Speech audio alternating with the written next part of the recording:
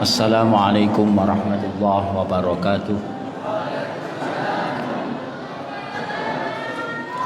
Al-Fatihah. A'udzubillahi minasyaitonir rajim. Bismillahirrahmanirrahim. Alhamdulillahirabbil alamin. Arrahmanir rahim. Maliki yaumiddin. Iyyaka na'budu wa iyyaka nasta'in. Ihdinas siratal mustaqim. Siratal ladzina an'amta 'alaihim ghairil maghdubi 'alaihim waladdallin. Amin. Bismillahirrahmanirrahim. Alhamdulillahirabbil alamin. Wassalatu wassalamu ala asyrafil anbiya wal mursalin sayyidina Muhammadin wa ala alihi wa sahbihi ajmain. Qala al-mu'allif rahimahullah. Dibuka kitab Matan Ajrumiyahnya. Sudah dibuka? Dimulai apa perkenalan dulu ini? Jadi kalau tak kenal maka tak kalau sayang tak ya oke lah, mungkin ya ada santri yang baru mungkin belum tahu atau belum kenal, yang sudah tahu ya enggak apa-apa supaya lebih tahu lagi ya. Sudah, jangan berisik iki, walaupun ngaji ya forumnya seperti ini, tapi nanti setelah saya baca, kita baca bersama-sama. Nanti kalau ada yang saya suruh baca harus bisa baca, supaya ada nilai plusnya. Coba praktek, karena rata-rata ini masih nol betul ya tentang ilmu alat. Padahal itu penting untuk memahami Al-Quran, hadis, kitab-kitab ulama salaf itu harus mateng ilmu nahwune. Muatan hanya kalau di sekolah hanya berapa jam satu minggunya, belum ada apa-apa. Nang dinia ya dulu belum pemahaman yang lebih detail lagi. Mungkin dengan mengaji semacam ini lumayanlah ada nilai tambahnya. Mudah-mudahan bisa difaham dan bermanfaat. Sudah dimulai ini perkenalannya? Ya, perkenalkan, nama saya Abdus Salam ya. Ibu saya asli Bunga ya, Bunga Sampurnan sana. Rumah saya itu aslinya ya di belakangnya Langgar Agung Pondok Pesantren Komarudin. Itu ada masjid kecil makamnya Mbah Komarudin. Rumah saya yang kenceng masjid pas itu. Rumah mbah saya dulu ya. Ibu saya asli orang Sampurnan Bunga ya, asli Bunga. Kalau ayah saya itu asli Pasuruan. Tahu Pasuruannya? Pernah ke sana? Kemana? Ke makamnya Mbah Hamid. Tuh. Itu. Kemudian satu saudara saya hanya 11 ya. Hanya 11. Saya yang nomor 5. Kalau tahu Pak Ali Murtado, kakak saya itu yang pertama, yang biasanya pakai Vespa, kopiahnya tinggi itu kakak saya yang tertua. Jadi 11 semuanya, meninggal 3, sekarang tinggal 8. Alhamdulillah, mudah-mudahan sehat semua, kita semua sehat, panjang umur ya, untuk ibadah kepada Allah. Secara singkat, asbabul wurud. Apa asbabul wurud? Sebab-sebab terjadinya saya mengajar di Al-Islah. Perlu saya ceritakan ini ya, supaya tahu. Itu ketika tahun 94 setelah saya pulang dari melalang buana ke beberapa pondok pesantren ya. Ya ini sekedar tahadus ini ya, enggak sekedar ini menceritakan nikmat. Alhamdulillah saya mulai kecil sampai remaja sampai menginjak tua, saya itu masuk beberapa pondok pesantren. Ya enggak lama sih. Mungkin kalau digabungkan itu hanya 9 tahun. Yang lama di Ploso Mojo Kediri, Al-Falah Ploso Mojo Kediri 6 tahun, sekolah 4 tahun, musyawarah Fathul Qorib, Fathul Mu'in 2 tahun, menginjak Fathul Wahab saya pindah ke Sarang, Pondok Pesantren Al-Anwar, Kiai Maimun Zubair almarhum 7 tahun, tadi di Ploso 6 tahun, di Sarang setahun. Kemudian yang 2 tahun kan 9 tahun, yang 7 tahun itu di Ploso 5 tahun, di Sarang 1 tahun. Di Sarang saya sudah tidak sekolah lagi, di forum musyawarah, di forum ngaji-ngaji pada beliau Mbah Maimun, termasuk teman dan kakak kelas saya adalah yang lagi viral itu, Gus Baha. Nah, itu kakak kelas saya. Tapi dia orang alim. Kalau saya kan tidak alim, tapi alum, ya. Alum, ya. Makanya ya masih ingat pada saya ketika datang ke dukun itu, ingat saya. Di sarang 1 tahun. Di sana yes, ngaji lagi kepada Mbak Maimun beberapa kitab. Sana khusus tafakufiddin, memang orangnya alim-alim. Singkat cerita, setelah dari sarang, saya mondok dari satu pondok ke pondok pesantren yang lain. Di pondok salaf itu ada istilah pondok kilatan, ya. Kilat itu seperti kilat. Jadi mondok dilu tapi oleh kitab akeh gitu loh.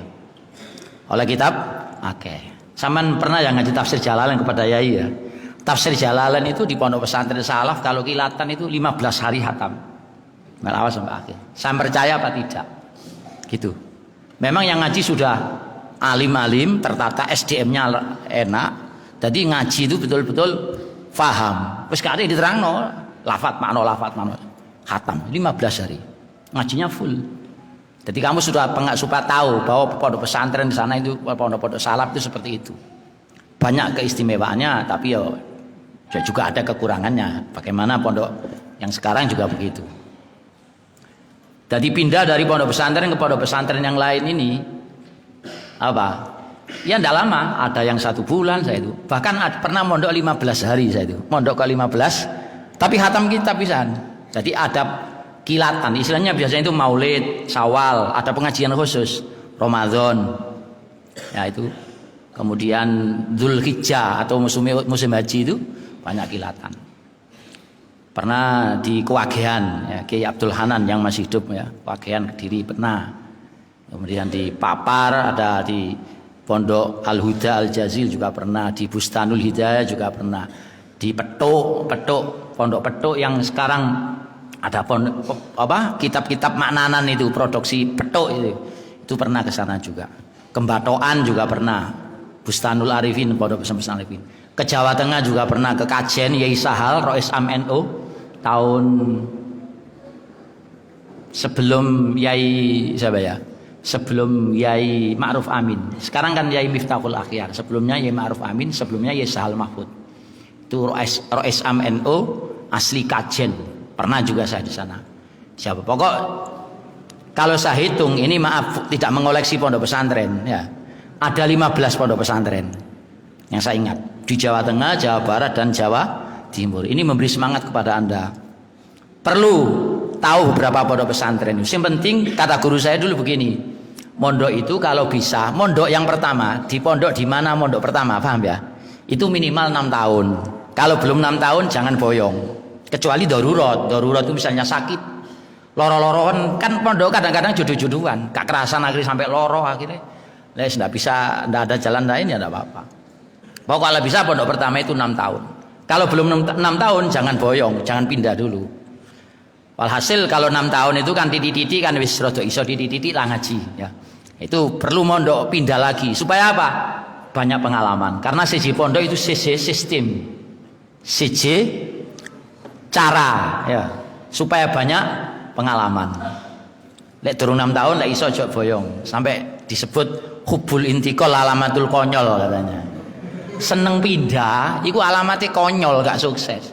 Mondok sik setahun durung iso apa-apa pindah maneh. Ya iku hubul intikal alamatul konyol ya. Ya, kalau sudah 6 tahun lek iso pindah supaya tahu pondok sana. Bahkan kalau dengan pindah-pindah itu selain banyak pengalaman juga semakin banyak teman, iya apa enggak?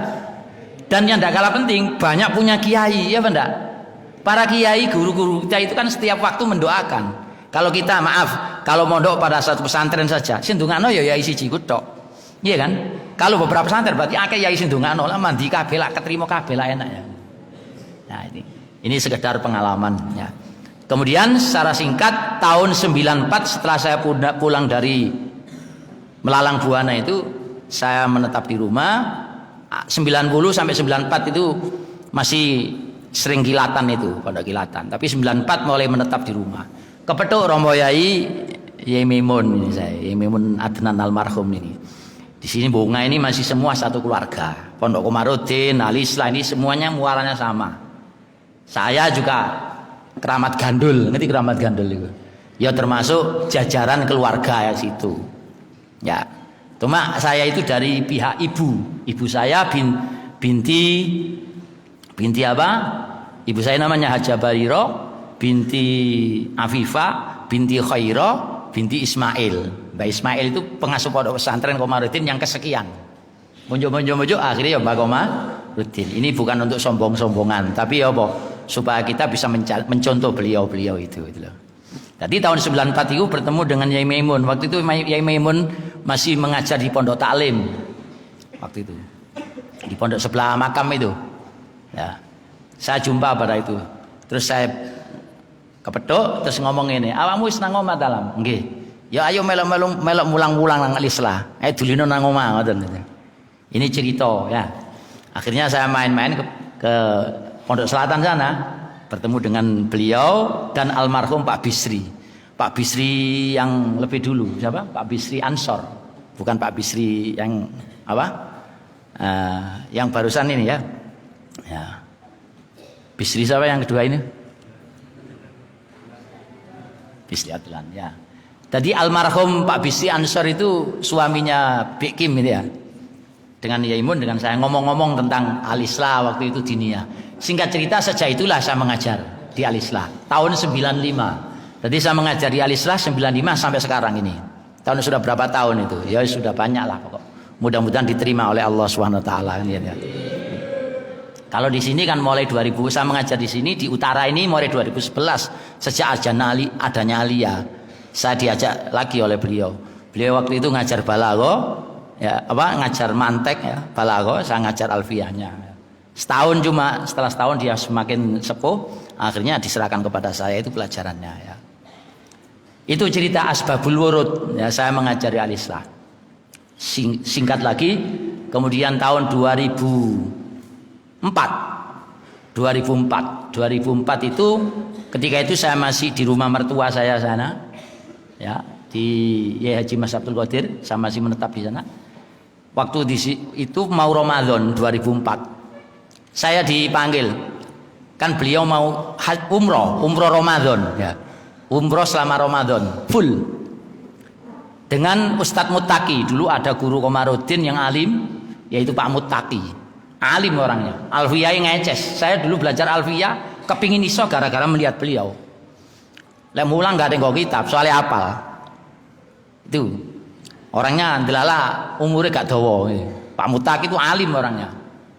Saya dengan Pak Muttaqi dipanggil. Singkat cerita, wes si ngaji posoan sing ganti, saya disuruh ganti ngaji posoan itu. Pak Muttaqi yang jadi tafsir Jalalain setelah subuh, setelah duhur, saya setelah asar. Dikon ngisi ngaji selama Ramadan itu. Sudah, nggih insyaallah. Singkat cerita, dapat beberapa hari Pak Muttaqi datang ke rumah saya. Sampai sampai dikon ngimami traweh gitu loh. Ngimami traweh hataman gitu. Waduh iki ya. Kon ngimami traweh hataman gitu. Tak pikir iki gak gelem iki. Ate gelem iki ngerasa Qur'ane durung lanyah ya. Gak gelem iki, ini kesempatan. Kalau ndak begini saya ndak mempeng drese gitu deh. Pun ngeten mawon Pak, panjenengan wangsul rumiyin benjing kula tak sowan dhewe teng Romo Yai Maimun. Tak angen-angen tak pikir-pikir. Wah, ini kesempatan nih. Kalau ndak begini gak deres Quran gak lanyah-lanyah iki. Wis akhirnya saya sowan. Singkat cerita, nggih, matur suwun kula dikan mulang ngaji. Kersane kula mbok sinau terus Pak Muttaqi kula nggih kan ngimami traweh. Iya gak apa-apa hataman jan. Nggih matur suwun lan pendungane. Matur suwun niku apa? Dengan begini akhirnya saya akan gelem deres. Akhirnya itu Ramadan 2004 itu hataman traweh itu. Maksudnya sak trawehan sak juz. Saya ngimami. Akhirnya itu berjalan sampai 2014. Jadi ben Ramadan saya ngimami di Wian. Alhamdulillah. Singkat cerita, setelah kejadian itu semua tak angen-angen. Beliau adalah orang yang menuntun saya untuk mengamalkan ilmu, baik tentang kitab-kitab salafnya atau kitab-kitab kuningnya, dan juga untuk mengamalkan Al-Quran. Tadi beliau juga mendapat pahala semua. Allahumma amin. Jadi saya juga begitu sekarang ingin sejak dulu ingin ngaji-ngaji semacam ini itu, tak pikir-pikir kesempatan sudah tidak seperti ketika muda dulu. Sekarang kan sudah tua saya ya. Cuma masih merasa muda gitu saja. Cuma tak pikir-pikir kasihan anak-anak ini tidak ada waktu. Terus saiki setelah Ramadan kemarin mengadakan ngaji, terus saya ngomong-ngomong dengan Romo Yai, akhirnya diadakan ngaji ini. Walaupun tidak Ramadan, walaupun 1 kali 2 kali, wis kitab cilik-cilik, sementing untuk supaya anak-anak ini ada dasar, bu ilmu alat nanti ada fikihnya gitu. Oke, monggo. Saya juga bagaimanapun saya ini diajari oleh almarhum untuk mengajarkan ilmu. Bisa difahami ya? Nah, wis sudah. Inilah secara asbabul wurudnya saya mengajar di Al-Islah mulai 9495. Jadi banyak santri-santri Al-Islah, alumni-alumni Al-Islah sing wis tak pulang-pulang wis dadi kiai kabeh ya. Dadi kiai kabeh. Termasuk Kiai Ali Murtado yang di Bayat itu ya. Itu murid saya itu. Angkatan pertama itu 95 itu. Wis dadi kiai, jabra pondok, punya pondok, kitabe rada iso ya lumayan lah. Ya. Qur'ane ya nanya. Itu termasuk murid saya dan lain sebagainya. Ini tahaddus bin nikmah. Dan banyak alumni-alumni yang lain. Saya kira ini sekedar pengenalan dan untuk menjelaskan tentang asbabul wurud itu. Saya kira sudah saya cukupkan sekian. Mari kita buka juga awal. Sudah ya? Ini saya tidak bawa kitab loh ini ya. Gak apa-apa. Nek Jurmiyah ya insyaallah hafal insyaallah. Bismillahirrahmanirrahim. Ya langsung ini bab kalam. Al-kalamu huwal lafdul murakkabul mufidu bil wad'i wa aqsamuhu salasatun ismun wa fi'lun thumma harfun jali makna. Bener ngono ya? Bener gak salah? Al-kalamu utawi kalam huwa ya kalam. Pelan-pelan tak balen-baleni, engko takon maca bareng, engko coba nanti harus bisa kalau suruh saya baca. Baik yang perempuan juga begitu harus siap ini. Gawe wedok gak lanang tok takon maca engko. Ya. Cek persiapan dibeki. Al-kalamu utawi kalam huwa ya kalam iku al-lafdhu lafat al-murakkabu kang den susun apa lafat. Ya, disusun al-murakkabu kang den susun apa lafat. Al-mufidu kang duweni faedah apa lafat. Tak baleni al-kalamu utai kalam ini jadi mubtada. Tandane nganggo apa? Mim. Mim itu singkatan dari mubtada. Karena mubtada maka al-kalamu dibaca rofa. Mubtada itu harus dibaca rofa. Huwa ya kalam. Ini kalau saya terangkan ini ilmu balaghah. Huwa ini diarani dhamir fasol. Dhamir fasol. Iku al-lafdhu lafat ini jadi khobar. Tandanya pakai apa? Kho itu singkatan dari khobar. Khobare mutada wajib rofa. Makanya al-lafdhu bukan al-lafdho, bukan al-lafdhi. Ya. Ini rofa. Alamat rofa'i dhamma sebab isim mufrad. Terus al-murakkabu kang den susun apa lafat. Jadi apa gini ini namanya? Naat itu sifat. Sifatnya lafat al-murakkabu kang den susun apa lafat, yang tersusun lafat tersebut. Paham? Ngene iki terkipe diarani naat. Naat itu ikut man'ut. Al-lafdhu tadi kan rofa, khobar. Maka al-murakkabu juga ikut rofa. Iki naat dengan man'ut. Wes al-mufidu kang duweni faedah apa lafat, kang duweni faedah apa lafat bil wad'i kelawan bahasa Arab kene, strip kelawan den sejo ya kene. Al-murakkabu kang den susun apa lafat, al-mufidu kang duweni faedah apa lafat bil wad'i kelawan bahasa Arab utawa apa disejo. Sudah lengkap semua? Kita baca bersama. Bismillahirrahmanirrahim. Yang semangat. Bismillahirrahmanirrahim. Al-kalamu utawi kalam. Huwa ya kalam. Iku al-lafdhu lafat. Al-murakkabu kang den susun apa lafat al mufidu kang duweni faedah apa lafat bil wad'i kelawan bahasa Arab utawa kelawan den sejo. Coba saya terangkan dulu. Sebelum menerangkan, coba ada yang baca. Kamu baca. Kamu kelas 3. Ayo. Baca yang keras. Harus bisa.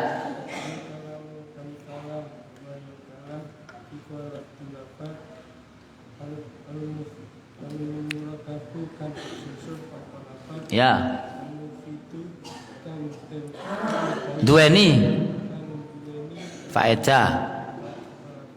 Al mufidu kang duweni faedah apa lafat?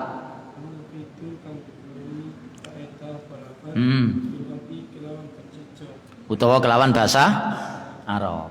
Jadi dalam ilmu nahwu itu ada istilah kalam. Apa itu kalam? Ya. Kalam itu ya, coba suatu susunan. Apa susunan itu? Susunan ya.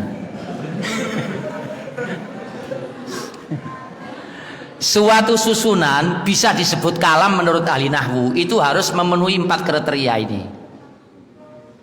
Apa? Lafaz yang tersusun, yang mempunyai faedah, yang terdiri dengan bahasa Arab. Atau lafaz yang tersusun, yang berfaedah dan ada berapa itu? 4. Tak boleh nih. Suatu susunan bisa disebut kalam menurut ahli nahwu harus 4 ini kriteria ini masuk semua. Harus lafaz, harus tersusun, mempunyai faedah dan berbahasa Arab.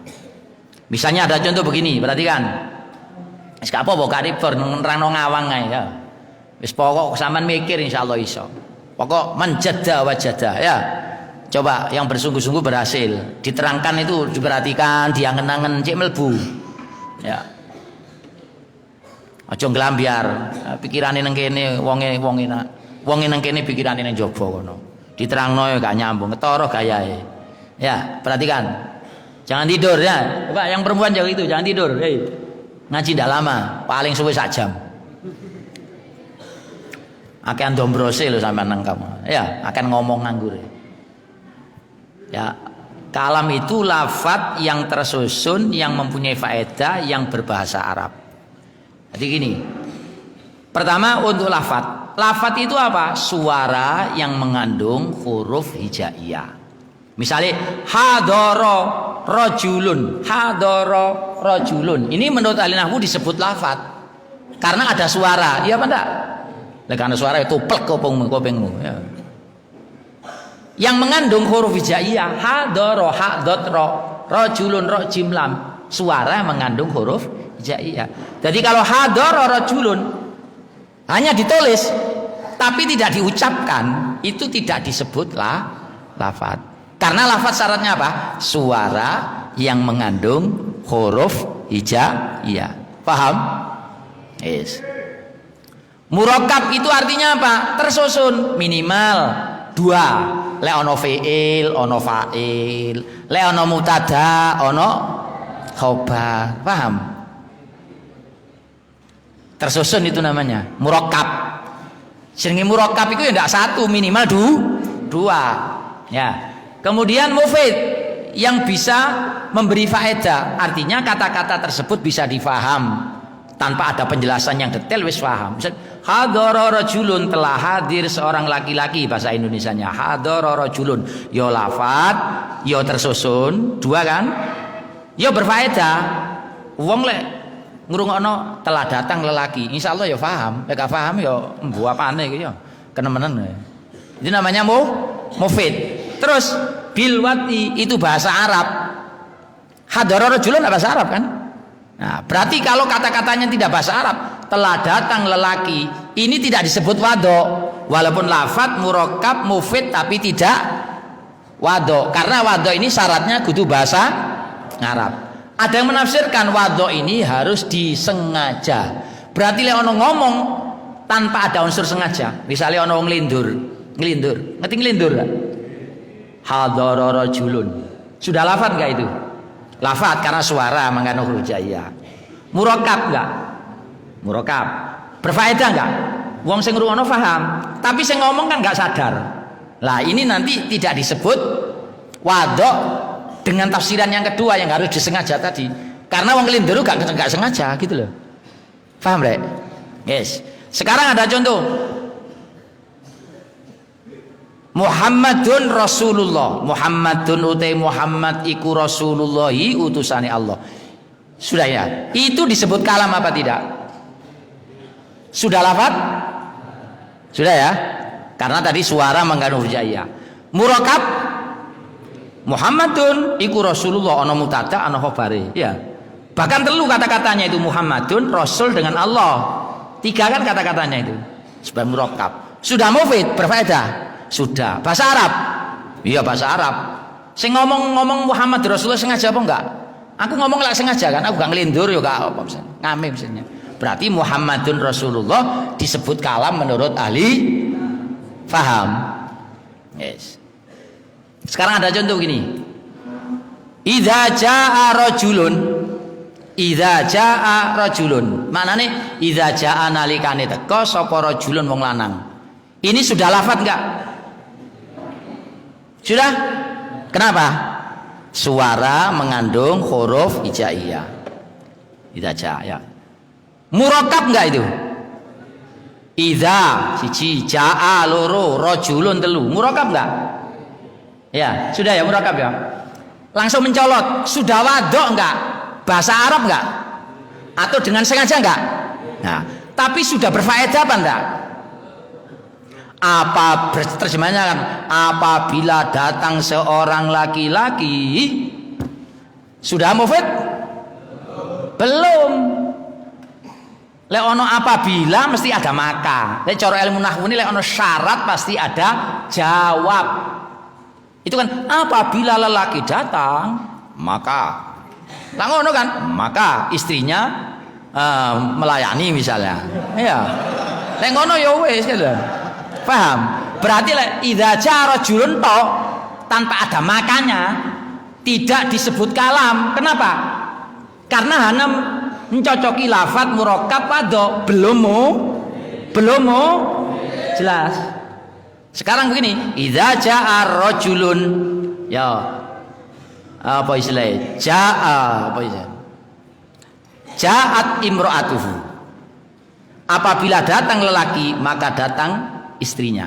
Sudah kalam ini? Sudah kalam? Apabila datang suami maka datang istrinya. Sudah kalam enggak? Idza jaa rajulun ja'at imra'atuhu. Maknane nalikane teka sapa rajulun ja'at mongko teka sapa imra'atahu bojo wadone rajul. Sudah kalam? Kenapa kok kalam? Lafate wis, murakabe wis, fadhoi. Sekarang sudah mufid karena ada makanya itu loh. Ngerti makalah? Mongko jim lek nulis kesai. Ini sudah disebut kalam.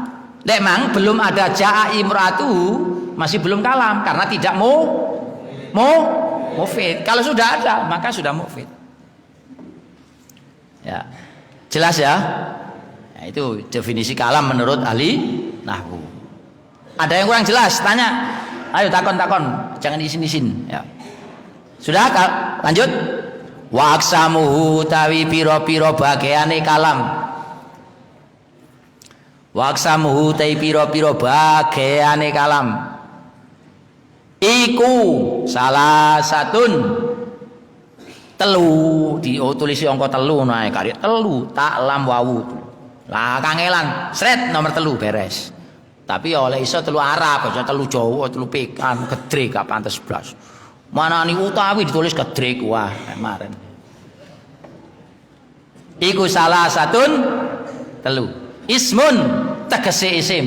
Tadi badal kayak badal. Ismun tegese isim. Wa fi'lun lan fi'il. Wa harfun lan harf. Jaa kang teka apa harfun? Jaa kang teka apa harfun? Limakna maring makna. Tak baleni wa aqsamuhu ta pira-pira bagiane kalam. Iku salah satu telu. Ismun tegese isim, wa fi'lun lan fi'il, wa harfun lan harf. Jaa khusus untuk harf ini. Jaa kang teka apa harfun limaknan maring makna. Coba dibaca bersama. Bismillahirrahmanirrahim. Wa aksamuhu utawi pira-pira bageane kalam iku ismun isim, iku salah satun telu. Ismun tegese isim, wa fi'lun lan fi'il, wa harfun lan huruf. Jaa kang teka apa harfun limanan maring makna. Nah, coba dibaca, kamu yang baca, keras. Ya.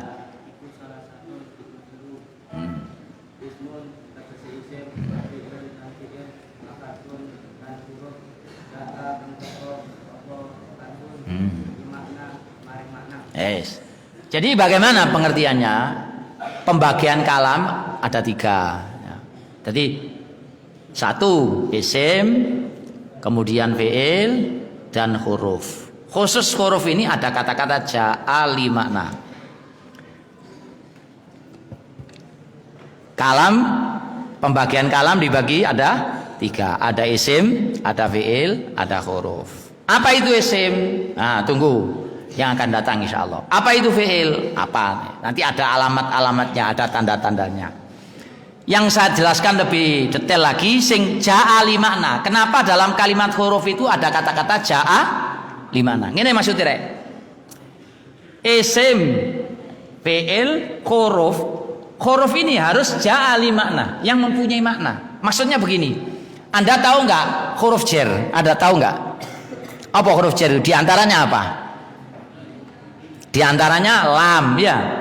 Lam itu biasanya maknanya milik. Al-malu zaitin, utai bondo iku li zaitin kedue. Jadi lam itu maknanya milik. Le ala di atas, jalas tu alal kursi. Ala maknanya di atas. Istilah bahasa Arabnya disebut istilah. Maksudnya ini kalimat huruf jar makna itu apa? Maksudnya huruf jar itu sudah ada ketentuannya. Kita tidak boleh ngarang. Apa? Ba, min, an, fi, lam, mud, mundu dan seterusnya. Jari alfiyah haka huruf al jari wahya min ilah hatta khala hasya'ata fi an ala gitu. Ya. Jadi intinya huruf jar itu sudah ada ketentuannya dan huruf jar itu mainnya mana dewe-dewe. Leba dengan marartu bi zaidin, saya berjalan dengan Zaid. Itu berarti huruf jar itu mempunyai makna sendiri. Kenapa kok begitu?